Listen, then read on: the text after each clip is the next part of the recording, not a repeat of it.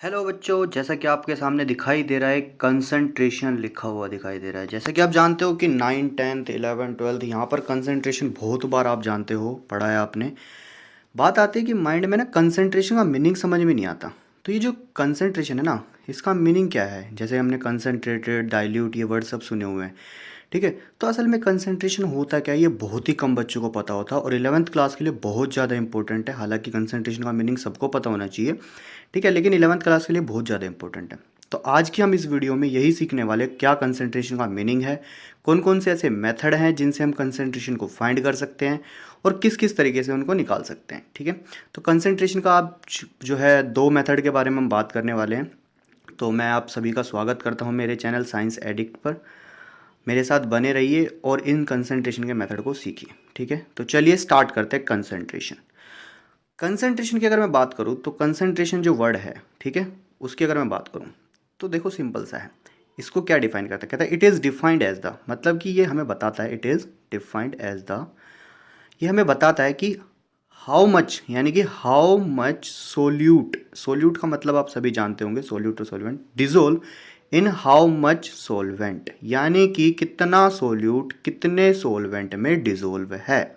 इसका मीनिंग ये हुआ, यानी कि कंसंट्रेशन ये हमें बताता है कि कितना सोल्यूट कितने सोलवेंट में डिजोल्व है। फॉर एग्जांपल, कितना नमक कितने पानी में डिजोल्व है, ठीक है, कितनी चीनी कितने पानी में डिजोल्व है। जैसे कि नमक और चीनी यहाँ पर क्या हो गए, सोल्यूट हो गए, और वाटर क्या हो गया, सॉल्वेंट हो गए। तो कितना सोल्यूट कितने सॉल्वेंट में डिसोल्व है, ये हमें बताती है कंसंट्रेशन। ठीक है, अब कंसंट्रेशन को निकालने के कुछ तरीके हैं, जैसे कि आपके सामने लिखा हुआ है मैंने।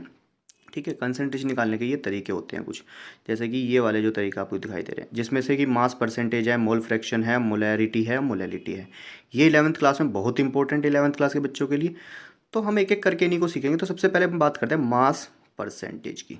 ठीक है, मास परसेंटेज बहुत आसान है, और मास लिया गया और उसका परसेंटेज निकाला गया। परसेंटेज निकालना आपने 6 7 8 में बहुत आसानी से सीखा था। तो चलिए स्टार्ट करते हैं। परसेंटेज निकालने में कोई बड़ी बात नहीं है बच्चों, परसेंटेज निकालना इतना आसान होता है। ठीक है, तो हम बात करते हैं mass percentage, mass percentage, sorry हाँ जी, मास परसेंटेज। चलिए स्टार्ट करते हैं। तो मास परसेंटेज अगर हम बात करें तो सीधी सी बात है, यहाँ पर जो है परसेंटेज का खेल है सारा। 6 7 8 में आपने परसेंटेज निकालनी सीखी थी, और परसेंटेज निकालना बहुत आसान होता है। जैसे आप अपने मार्क्स की परसेंटेज निकालते हो, जितने मार्क्स आपके आए हैं divided by total marks multiply by 100, वही तरीका है जो 6 7 8 में आपने करा है। तो मास परसेंटेज निकालने के लिए हम और कोई कुछ बड़ी रामबाण इलाज यही है इसका, ठीक है, कोई बड़ी ट्रिक यूज़ नहीं करेंगे। तो यहाँ पर आते हैं सॉल्यूशन के बारे में सीखते हैं हम थोड़ा सा। सॉल्यूशन क्या होता है, यहाँ पर हम बात करेंगे सॉल्यूशन की। सॉल्यूशन होता है हमारा, आपको पता है, सोल्यूट प्लस सॉल्वेंट। क्या होता है? सोल्यूट प्लस सॉल्वेंट, यानी कि सोल्यूट जो कि लेस अमाउंट में रहता है और सॉल्वेंट यानी कि ज़्यादा अमाउंट में रहता है। तो सॉल्यूशन एग्जांपल ले लेता हूँ मैं शुगर सॉल्यूशन का। किसका एग्जांपल लेता हूँ? शुगर सॉल्यूशन का। तो शुगर सॉल्यूशन का एग्जांपल ले लिया मैंने, उसमें सोल्यूट जो होगा वो क्या होगा, हमारा शुगर होगा। सीधी सी बात है भाई, शुगर चीनी कम होगी तो ये ठीक है, और सॉल्वेंट हमारा क्या होगा? सॉल्वेंट हमारा हो जाएगा वाटर। तो ये मैंने एक शुगर सॉल्यूशन प्रिपेयर कर लिया। अब इसी के बेसिस पे हम सीखेंगे मास परसेंटेज, कि मास परसेंटेज कैसे कैलकुलेट किया जाता है। तो चलिए आगे बढ़ते हैं। मास परसेंटेज, तो मास परसेंटेज अब या तो सोल्यूट का निकालना होता है या फिर सोल्वेंट का निकालना होता है। तो यानी कि हमारे से पूछा जाएगा कि सॉल्यूशन के अंदर सोल्यूट कितना परसेंट है, ठीक है, मास के द्वारा, और सॉल्यूशन के अंदर सॉल्वेंट कितना परसेंट है। तो यही सब हमारे को बोला जाता है निकालने के लिए। तो इसको निकालने के लिए वही तरीका है कि भाई सोल्यूट का पूछा जाए तो सोल्यूट का मास ऊपर अपॉन में टोटल मास नीचे, क्योंकि भाई टोटल मास सॉल्यूशन का आएगा, और मल्टीप्लाई में 100। ठीक है, तो यही तरीका है निकालने का। तो इससे क्या करते हैं, तो चलिए स्टार्ट करते हैं। तो भाई हम क्या करते हैं, mass of, mass percentage, sorry, mass percentage of solute, हम बाल पहले निकाल लेते हैं मास परसेंटेज ऑफ सोल्यूट। तो मास परसेंटेज ऑफ अगर सोल्यूट हमें निकालना है, तो मास परसेंटेज सोल्यूट का कैसे निकालेंगे भाई हम? तो सीधी सी बात है भाई, मास ऑफ सोल्यूट ऊपर आएगा, क्या आएगा?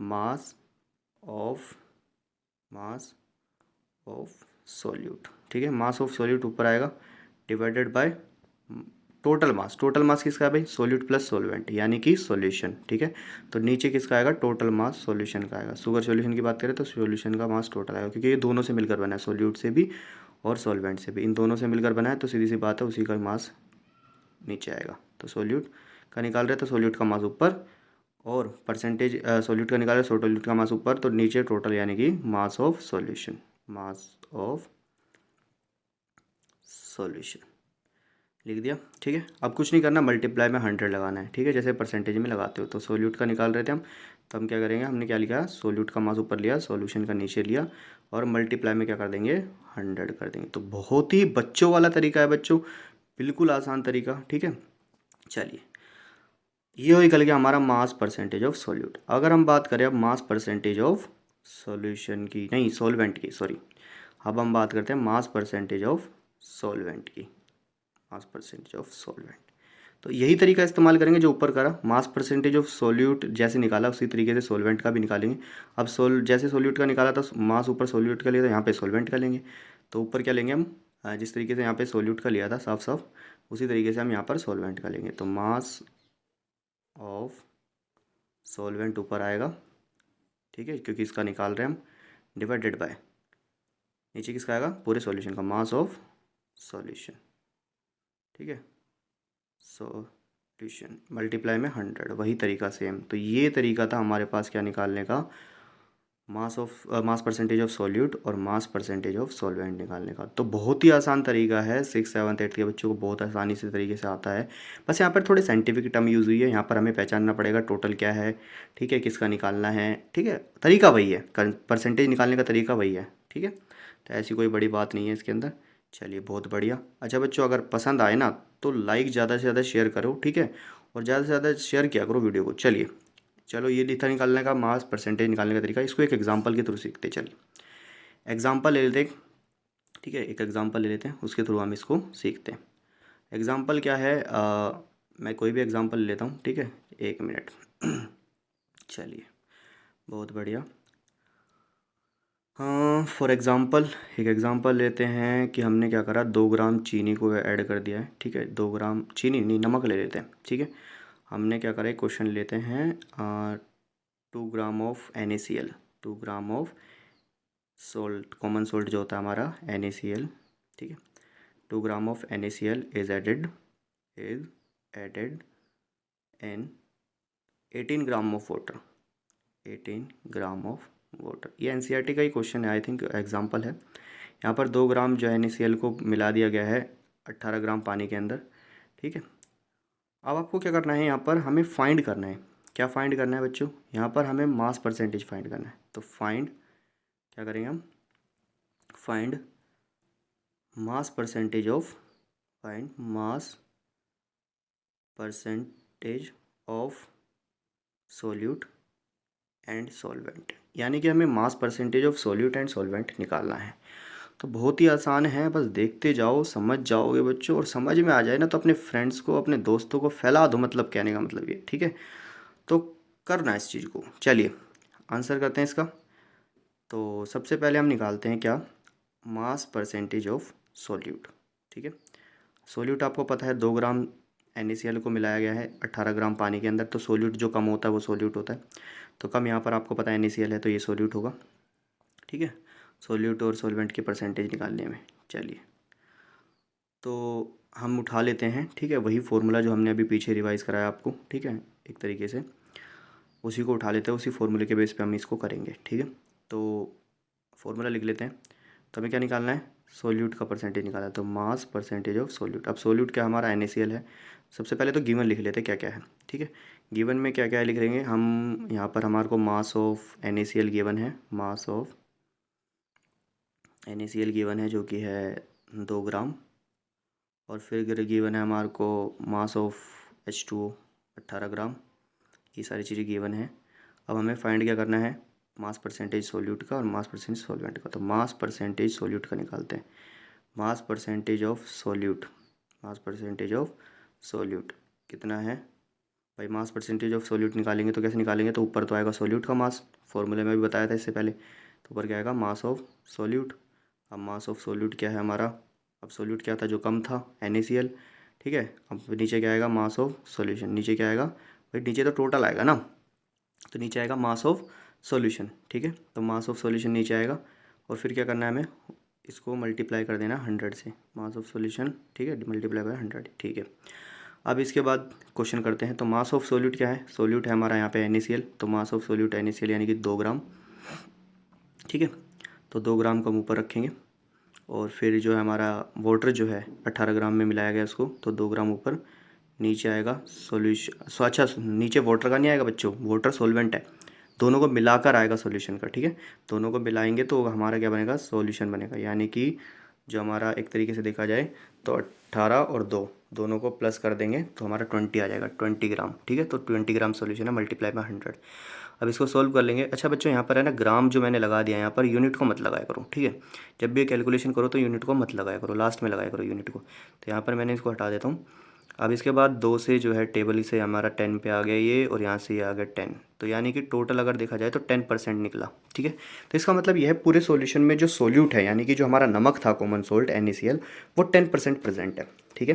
पूरे सॉल्यूशन का 10% जो है हमारा क्या है? नमक है। समझ में आ गई बात? तो ये निकाल दिया हमने मास परसेंटेज ऑफ सोल्यूट।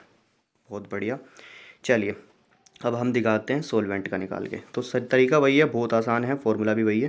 तो हम अब यहाँ पर क्या निकालेंगे? सॉल्वेंट का निकालेंगे बच्चों, ठीक है। तो चलिए करते हैं। ला ला ला ला ला मास परसेंटेज ऑफ सॉल्वेंट। हाँ जी, अब सॉल्वेंट का निकालना है तो बच्चों ऊपर किसका मास आएगा? सीधी सी बात है भाई, मास ऑफ सॉल्वेंट ऊपर आएगा, नीचे पूरे टोटल का आएगा, यानी कि सॉल्यूशन का मास आएगा। तो मास ऑफ सॉल्वेंट ऊपर लिख दो, मास ऑफ सॉल्वेंट। नीचे क्या आएगा? Mass of solution. बहुत बढ़िया, सारे बच्चे तेज हैं, ठीक है, कर लेंगे इसको आसानी से। मास ऑफ सॉल्यूशन मल्टीप्लाई में 100। बहुत बढ़िया। चलिए तो अब क्या करना है? ठीक है, कुछ नहीं करना, वैल्यू पुट करनी है। अब मास ऑफ सॉल्वेंट, सॉल्वेंट का मास कैसे निकालोगे भाई? सॉल्वेंट का मास क्या निकालना? दिया हुआ है भाई, गिवन है, 18 ग्राम है भाई पानी, ठीक है। तो सॉल्वेंट है, 18 ग्राम सॉल्वेंट हो गया। अब टोटल मास ऑफ सॉल्यूशन, अच्छा मास ऑफ सॉल्यूशन का क्या आएगा? 18 ग्राम प्लस में 2 ग्राम, यानी कि पहले ही बताया था 20 ग्राम।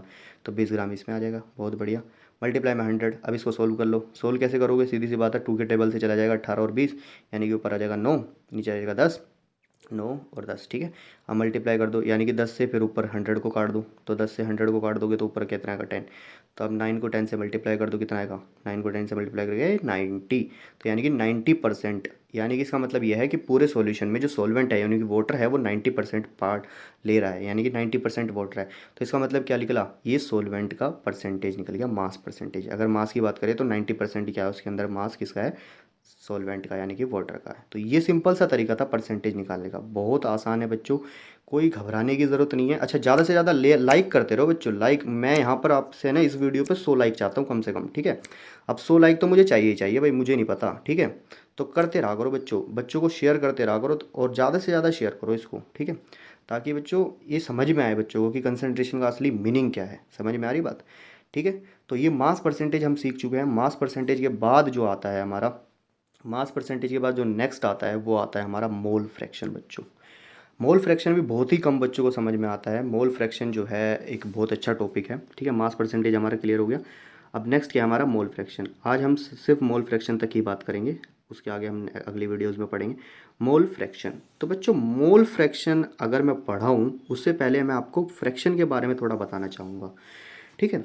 तो आपने ना फ्रैक्शन बहुत जगह देखा है, 9th में, 10th में, छोटी क्लासेस में भी आपको फ्रैक्शन पढ़ाए जाते थे, ठीक है। तो चलिए स्टार्ट करते हैं। मोल फ्रैक्शन टॉपिक क्या है हमारा? Mole fraction. तो मोल फ्रैक्शन को पढ़ते हैं, मोल फ्रैक्शन। हाँ जी बच्चों, तो चलिए मोल फ्रैक्शन, ठीक है, बहुत आसान है बच्चों, 11th क्लास के लिए बच्चों के लिए बहुत इंपॉर्टेंट है, एग्जाम में पूछा जाता है। मोल फ्रैक्शन के से पहले मैं आपको फ्रैक्शन जानना चाहूँगा, बताना चाहूँगा। फ्रैक्शन आप जैसे कि आपने छोटी क्लासेस में पढ़ा था, मैंने एक सर्कल लिया, उसके 4 हिस्से कर दिए, तो मैंने ये शेडेड पार्ट जो है इसका फ्रैक्शन निकालना है। अब शेडेड पार्ट का फ्रैक्शन निकालना है तो सीधी सी बात है भाई, शेडेड पार्ट है 1 और टोटल पार्ट है 4, तो सीधी सी बात है ये फ्रैक्शन निकल गया शेडेड पार्ट का। तो इसी तरीके से आप किसी को भी फ्रैक्शन निकाल सकते हो। समझ में आ रही बात? तो फ्रैक्शन निकालना बहुत आसान होता है, ठीक है। आपको क्या करना होता है? बस जिसका फ्रैक्शन निकालना है वो ऊपर आएगा, टोटल नीचे आएगा, ठीक है। तो ये फ्रैक्शन निकालने का तरीका होता है। तो अगर आपको इसका निकालना हो तो ये भी 1/4 हो जाएगा, ठीक है। सारे बात क्या जाएंगे? 1/4 हो जाएंगे, ठीक है। तो 1/4 यानी कि 4 बार 1/4, तो इसका सम क्या आएगा? +1 आएगा। समझ में आ रही बात? यानी कि 1 आएगा सबको अगर सम कर देते हो, तो इसका मतलब फ्रैक्शन का जो सम आता है वो हमेशा 1 आता है, चाहे कितने भी फ्रैक्शन हो, ठीक है। तो मोल फ्रैक्शन में भी हम यही सीखेंगे और इसका इंपॉर्टेंट पार्ट है यहाँ पर, ठीक है। तो ये कंसेप्ट याद रखना, ये नोट याद रखना क्या, कि सबका फ्रैक्शन, जितने भी फ्रैक्शन होते हैं अगर उसको सबको ऐड कर दें तो हम 1 आता है हमेशा, ठीक है। चलिए बहुत बढ़िया। ठीक है, अब अपने मोल फ्रैक्शन के ऊपर चलते हैं, जो कि हमारा एनसीईआरटी का टॉपिक है, उसकी बात करते हैं। तो उसको समझाने से पहले मैं आपके सामने एक छोटा सा एक तरीका लूँगा, एक एग्जांपल लूँगा। ठीक है, हम एक कंटेनर लेंगे, उस कंटेनर में हम क्या करेंगे, एक कंटेनर ले लेते हैं, इस कंटेनर में हमने दो कंपोनेंट डाल दिए, लेट सपोज दो चीज़ें मिला दी आपस में। ठीक है, तो हम उसको कंपोनेंट ए और बी का नाम दे देते हैं। तो इसमें लेट सपोज इसके अंदर दो कंपोनेंट है, कंपोनेंट ए और कंपोनेंट बी। ठीक है, तो ये दो कंपोनेंट थे। अब ये दोनों कंपोनेंट डाल दिए मैंने, इसके बाद क्या करा, ठीक है, अब इनके मोल फ्रैक्शन निकालने हैं मुझे। ठीक है, तो बच्चों मोल फ्रैक्शन निकालने से पहले आपको नंबर ऑफ मोल्स निकालने आने चाहिए। ठीक है, जो कि लास्ट में मैं थोड़ा सा बता दूंगा और अलग वीडियो बना दूंगा मोल फ्रैक्शन के लिए, टेंशन मत लेना। ठीक है, मोल फ्रैक्शन की नहीं, सॉरी, मोल कंसेप्ट की। ठीक है, तो यहाँ पर मोल फ्रैक्शन निकालना है मुझे। ठीक है, अब सबसे पहली बात तो मोल फ्रैक्शन निकालेंगे कैसे। ठीक है, यहाँ पे दो कंपोनेंट मिलाए हुए, तो हम मुझे निकालना है मोल फ्रैक्शन ऑफ कंपोनेंट ए, यानी कि कंपोनेंट ए का मोल फ्रैक्शन मुझे यहाँ पर निकालना है। ठीक है, कंपोनेंट ए का मोल फ्रैक्शन कैसे निकालूंगा बच्चों, अब यहाँ पर भी वही तरीका है, जिसका निकालना है वो ऊपर आएगा, टोटल नीचे आएगा, यही तरीका है मोल फ्रैक्शन भी निकालने का। तो मोल फ्रैक्शन को डिनोट किया जाता है बच्चों काई ए, यानी कि काई से डिनोट किया जाता है। तो काई ए निकालना है, इसका मतलब मोल फ्रैक्शन ऑफ कंपोनेंट ए। काई ए निकालना है, तो काई ए कैसे निकालूंगा बच्चों, जैसे हमने यहाँ पर करा था कि भाई हमने एक का निकालना था, तो एक डिवाइडेड बाय 4, क्योंकि भाई टोटल 4 था। तो उसी तरीके से यहाँ पे भी करेंगे, यहाँ पे हमें मोल फ्रैक्शन ए का निकालना है, तो नंबर ऑफ मोल्स ऑफ ए ऊपर आएगा, नीचे आएंगे टोटल नंबर ऑफ मोल्स इस कंटेनर के अंदर। ठीक है, इस पूरे कंटेनर के अंदर कितने नंबर ऑफ मोल्स हैं टोटल। तो टोटल नंबर ऑफ मोल्स कैसे निकालूंगा भाई, वो आएगा number of moles of A plus number of moles of B. बहुत ईजी है तो। ठीक है, बच्चों वाली चीज़ है, number of moles of B. तो ये निकल गया हमारा मोल फ्रैक्शन ऑफ ए। बताओ 11th क्लास के लिए बच्चों के लिए कोई बड़ी बात है, कुछ भी बड़ी बात नहीं है। ठीक है, सिमिलरली उसी तरीके से हम क्या करेंगे, अगर हमें मोल फ्रैक्शन निकालना है कंपोनेंट बी का, तो mole fraction of component B, mole fraction of component B, अगर मोल फ्रैक्शन कंपोनेंट बी का निकालना है हमें, तो मैं क्या करूँगा, सीधी सी बात है भाई, इसको किससे डिनोट करते हैं, काई बी से। काई बी से डिनोट करते हैं, काई बी से डिनोट करते हैं, तो क्या जो है काई बी का निकालना पड़ेगा। काई बी से क्या आएगा, मोल फ्रैक्शन बी का, यानी कि number of moles of B ऊपर आएंगे, सिमिलरली जैसे ऊपर किया हमने, number of moles of B ऊपर आएंगे, और नीचे आएगा टोटल नंबर ऑफ मोल्स, यानी कि number of moles of A plus number of moles of B. तो ये निकल गया हमारा mole fraction of B component. ठीक है, तो इजी तरीका है, वैसे तो कोई बड़ी बात नहीं है। अब यहाँ पर एक चीज़ सीखने वाली है, तो इसमें अंदर दो कंपोनेंट थे, ए और बी। ठीक है, तो अगर दो कंपोनेंट थे, अगर हम बात करें काई ए की, अगर उसमें ऐड कर दें हम काई बी, यानी कि दो ही कंपोनेंट थे और दोनों को ऐड करेंगे, तो सम कितना आएगा, 1 आएगा। अभी ऊपर सिखाया था मैंने। ठीक है, सम कितना आएगा, 1 आएगा। अब सीधी सी बात है, अगर हमें क्या करना हो, बहुत बार क्वेश्चन में हम एक निकाल लेते हैं, अब दूसरे के लिए भी वही फॉर्मूला लगाए, तो इससे बढ़िया क्या करेंगे, हम छोटी सी ट्रिक लगाएंगे। थोड़ा सा ट्रिक क्या है, इसी में साफ साफ दिख रहा है। ठीक है, क्या दिख रहा है कि भाई हमारा जब काई ए जो है, ठीक है, जो काई ए है उसको अगर हम एक्स मान लेते हैं, ठीक है, तो काई ए को एक्स मान लेते हैं, अगर जो हमारा निकला है एक्स, वो उसको बी मान लेते हैं, ये 1 के इक्वल है। तो सीधी सी बात है, हमारा जो काई बी निकलेगा, यानी कि mole fraction of B component निकालने की जरूरत ही नहीं है, उसको हम कैसे निकाल सकते हैं, 1 में से माइनस कर सकते हैं एक्स को। ठीक है, समझ में आ रही बात। अगर एक्स ना मान के हम इसको सीधा क्या रख लेते हैं, काई ए ही रख लेते हैं, यानी कि काई ए, यानी कि मोल फ्रैक्शन ऑफ ए जो होगा वो किसके इक्वल हो जाएगा, बी का निकालना हो तो 1 से माइनस कर देंगे ए को। ठीक है, तो सिंपल सा तरीका है, यानी कि कंपोनेंट ऑफ बी का मोल फ्रैक्शन अगर निकालना हो तो उसको हम क्या निकाल सकते हैं, 1 में से माइनस करके निकाल सकते हैं ए वाले को। ठीक है, तो किसी का भी एक दूसरे के रिस्पेक्ट में किसी का भी निकाल सकते हैं। ठीक है, तो ये सिंपल सा तरीका है मोल फ्रैक्शन निकालने का। ठीक है, इसमें कोई बड़ी बात नहीं है मोल फ्रैक्शन निकालने के लिए। अच्छा हाँ, इसमें नंबर ऑफ मोल्स यूज़ हो रहा है बच्चों। ठीक है, वो नंबर ऑफ मोल्स कैसे निकालेंगे हम, ये सब तो मोल कंसेप्ट में आपको उसने सीखा होगा कि नंबर ऑफ मोल्स कैसे निकाले जाते हैं। ठीक है, और नंबर ऑफ मोल्स निकालने के लिए बहुत आसान तरीका है, कोई बड़ी बात नहीं है नंबर ऑफ मोल्स निकालना। ठीक है, तो मैं आपको बता देता हूँ।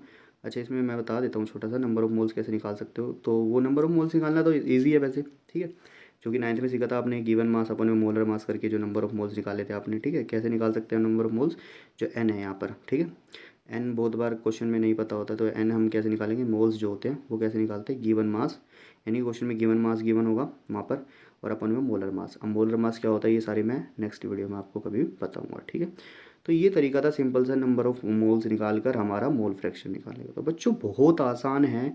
ठीक है, 11th क्लास के लिए इंपॉर्टेंट है। अगर आपको अच्छा लगा हो तो ज़्यादा से ज़्यादा शेयर करो, लाइक करो मेरी वीडियो को, और सब्सक्राइब करना ना भूले बच्चों। ठीक है, चलिए, थैंक यू सो मच।